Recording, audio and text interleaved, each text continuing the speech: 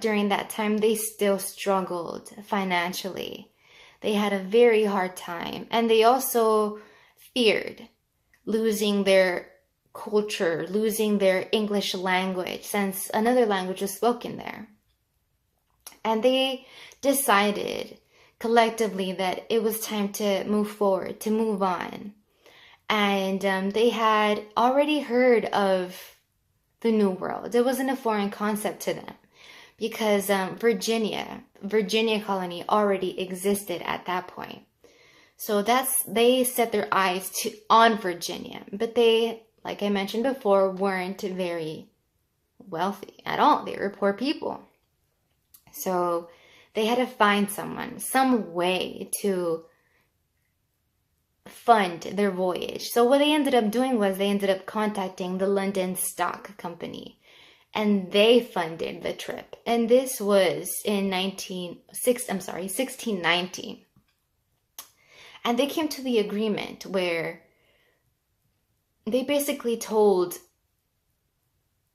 the pilgrims that they would fund their trip for them, but in exchange, they had to make revenue. They had to make money for the London Stock Company. And what they meant by that was that they had to harvest, they had to hunt, they had to use the resources found there.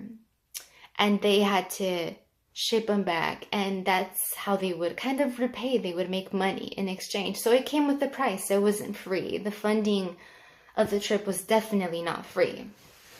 So that was in 1619. Now, the actual trip didn't take place until September 1620. And that's when the Mayflower, the famous Mayflower, took these passengers or these pilgrims on their pilgrimage. And the thing about the Mayflower was that it wasn't a regular ship. It was a cargo ship.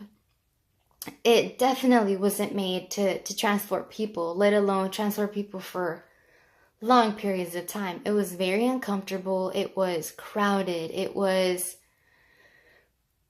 cold. And it wasn't a short trip. It was a 66-day trip.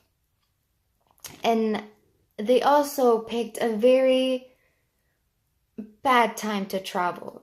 So like I said, they began their voyage in September, and they didn't actually arrive to their destination until November.